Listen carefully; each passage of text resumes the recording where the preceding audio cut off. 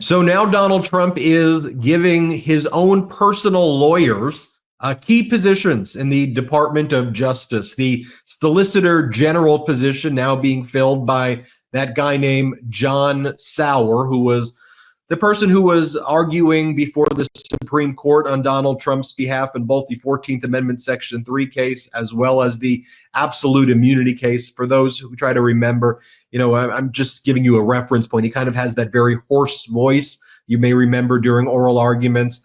Todd Blanche, a deputy, the key deputy at the Department of Justice. Emil Bove, also a principal deputy position that doesn't actually require confirmation. So you're at a unique position where Donald Trump is now putting personal attorneys who represented him in criminal matters, including in the case of Bove and Blanche, a case where Trump was convicted of 34 separate felony counts in New York. And he's putting them as the people who will be having the key positions in the Department of Justice. A reference about Sauer. And look, you can't look at the qualifications, at least I'll get your take, Harry Litman, about John Sauer, about Emil Bove, and about Todd Blanche.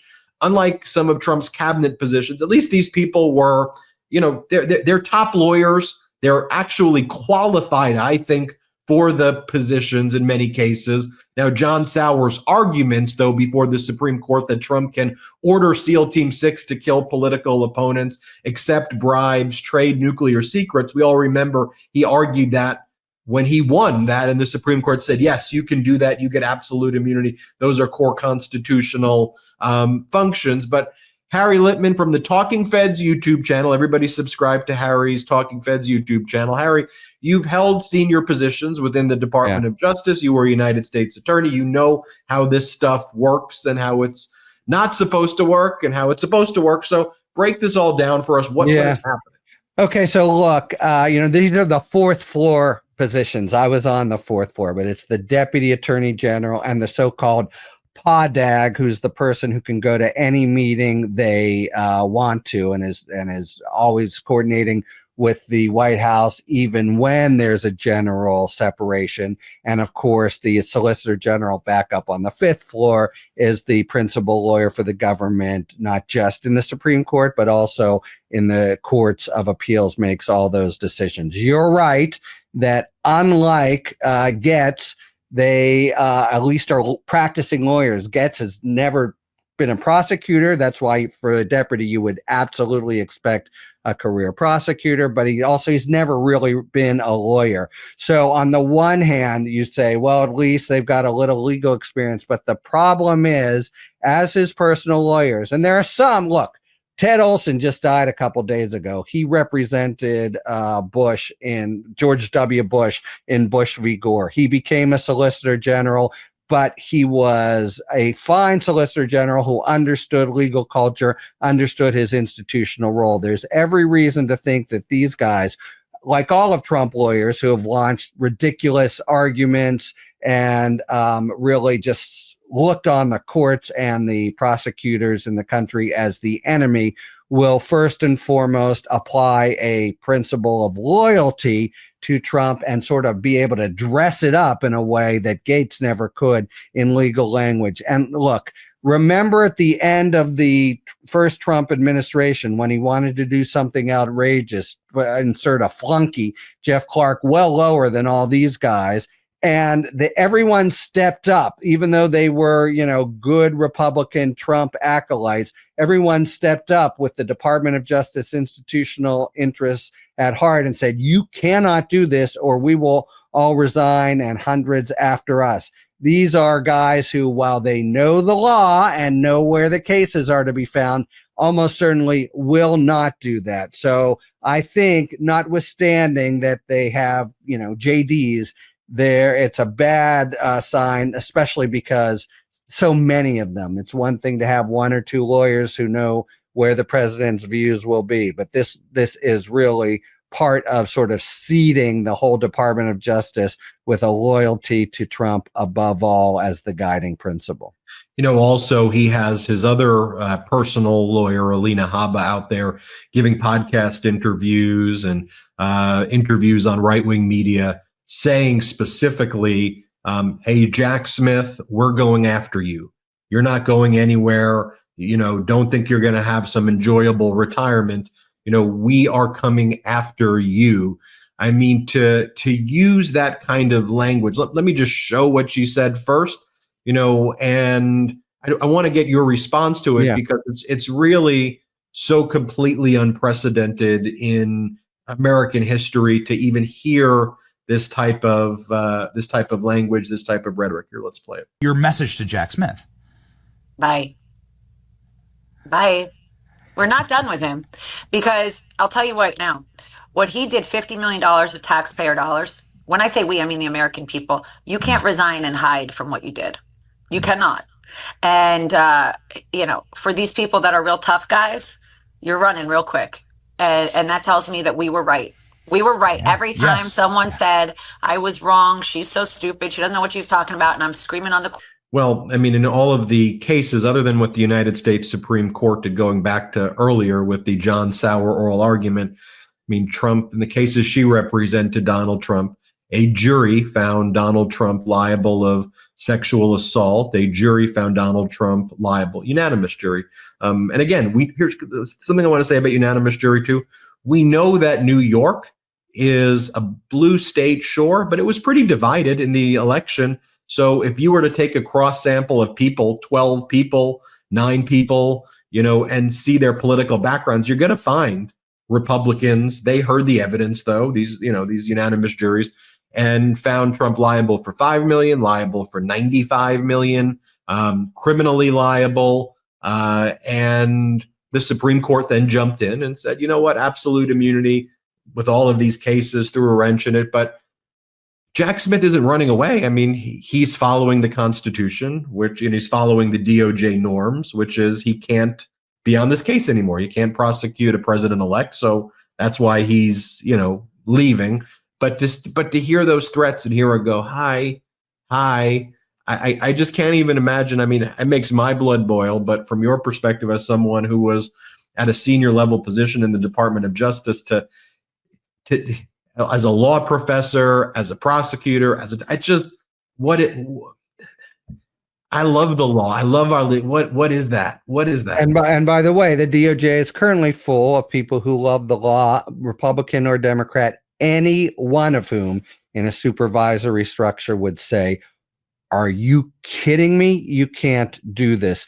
Look, there's and by the way, we've had this refrain from her and others, starting with Trump, somehow that his having won the election, and we can talk about why and do postmortems there, is literally a decision by the American people that Jack Smith and these things are wrong. What makes things right or wrong in a just legal system are the facts and the law. And as you say, those are overwhelming. But I just want to speak to this and why, it makes my blood boil as well, Ben. And look, it looks to me like the very best case scenario with a guy like Getz and these others is they come after Smith, maybe Letitia James, and hound them. And let's say you take that view that that's a shame, but at least everything else, abides. First, there's no reason to think everything else abides, but I just want to drive home what it means if the system, the DOJ, could green light a prosecution against Jack Smith. There is not the slightest argument that he has done anything deserving of that he's done anything other than do his job in a politically insulated way, because that's the way it's designed to do. No possible argument that anything untoward has happened, except the charges were against the person who has now become president. And the rule of law is 100% proposition. If I don't know what happens day to day in Russia, but I know what Putin did to Navalny, and I don't need to know any more than to know that his enemy, having been murdered essentially, but all with completely trumped up legal means. That itself tells us Russia doesn't have rule of law. Russia isn't a just system. So it's not just that Smith will be made miserable. And by the way, he will. Even if a judge and jury reject it, they can absolutely, with no check ruin him financially. And there's some suggestion that they want to do that and know that a career public servant, they can make lawyer up and just, make him rue the day that he did his job and stepped up to the call of public service from Merrick Garland. But the bigger point here is you cannot isolate this from the system and the question, do we have a rule of law in this country? Because if this can happen to the president's enemy because he's the president's enemy and Alina Habba doesn't like him, we do already have a corrupt non-rule of law in this country. It's not just about Jack Smith. I think that's maybe what's internally what you're internalizing when it makes your blood boil. This is just a gruesome and horrifying concept for all Americans who care about the rule of law. And it's happening right now. So we always kind of end these videos by, I think, reflecting on the so what. So when people hear Harry and I talk about this, and you go, okay, well, you're just talking about it. Like, okay, what are you doing, Ben? What are you doing, Harry? And how is telling me this a helpful thing? Well, look, I think first and foremost, you're not hearing this on places other than the Talking Feds YouTube channel and here on the MeidasTouch network. You may see the clips occasionally somewhere, but I think it is vital that we restore an understanding and a literacy in these issues that has been stripped away over many decades while the right wing has supplanted that with their plans. So knowledge is a power. It's a superpower, knowledge. So it is important that you know the ins and outs to reflect on, is this a system that you're okay with? You talked about Navalny, and so I'll leave with this and give you the last word. Do we want our system here to be the Navalny system in the United States? Because that's how they're talking. They're speaking like Putin. Now, we'll look at what their actions are when they're in power, but they're speaking like tyrants. They're speaking like despots. They're using the language that we've heard in authoritarian nations already before Trump's even sworn in, and they're doing it now. They're doing it open. They're doing it with glee, with an amateurish sense of immaturity that when I went to law school and I devoted my life to this trade, this craft, this practice, I just could never fathom. And so I have to devote myself to providing you all with this knowledge. But that's my so what. What's your so what, Harry? Yeah. So thank you for letting me talk about it. There's some suggestion now of like, well, look, you'll point this out, and then Trump has shown himself to stumble in the past, so there'll be a better election in 2026, etc. That's a world away. My so what is that here and now.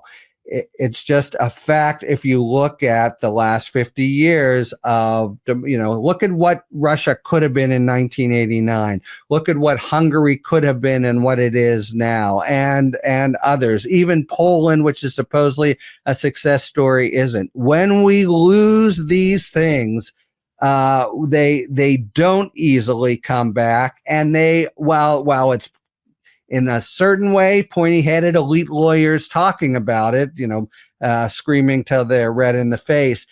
These are really elementary parts of life, liberty, and the pursuit of happiness, of what makes the country great, of what really could become a country where we're a little bit scared of each other, we're a little bit less free. We don't see the judicial system as a place that we can get a fair shake in, where our adversaries are actually getting the jump on us in a way that makes the world more threatening to U.S. interests. Think about all that's happening in AI.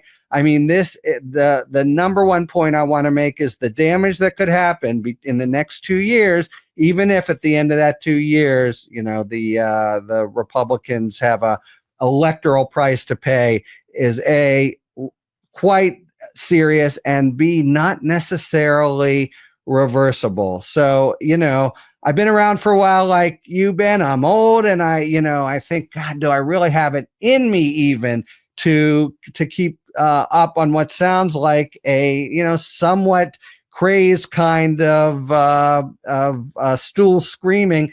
But look, people I respect, Ben, me, and others, are really here to tell you this is way, way ugly. And the first almost 2 weeks, that's all it's been, make the election, at the election, you thought, well, what are the possible scenarios? And the scenario we seem to be looking at, but maybe with enough education and pushback and political defeats in the short term, we can steer us away from. But otherwise, the path we seem to be looking at is that of least democracy, greatest autocracy and authoritarianism. And this shit is real. Harry Litman, Talking Feds YouTube, always here to cheer us up. But Exactly. give us the accurate intel. Yeah. What can I say? A lot of people say, like the Democrats doing their postmortems. Fine, do it. But, let's just not discount what's the freight train coming at us, in the face. Yeah, it's time we unite. And this is American. This is democracy. This is our freedoms. This is everything on the line. And so I'll say one more quick thing, if you'll let me, Ben, which is we are now devoting the next couple months on Talking Feds to sort of we're changing up our programming to make it really about a kind of crash course in the stakes ahead. We're doing special episodes on economic policy, DOJ, healthcare policy with RFK, immigration, and then a lot of one-on-ones, more than one a week, so we can really talk to a lot of leaders. We're doing Senators Fetterman and Murphy next week, et cetera, to really try to surface from very serious voices what is in front of us right now, not in a year, right now. Harry Litman, Talking Feds YouTube channel. Everybody subscribe to it, please, right now. Please subscribe to it. Again, just search Talking Feds on YouTube. Harry, thank you. Thank you. And don't be upset all the time. It's just when I come here. That's when Harry comes here. Everybody hit subscribe here as well. Thanks, Harry. Thank you, Ben. Real quick, Meta just changed their algorithm to suppress political content. Please follow our Instagram @MeidasTouch right now as we head towards 400,000 followers so you don't miss a beat.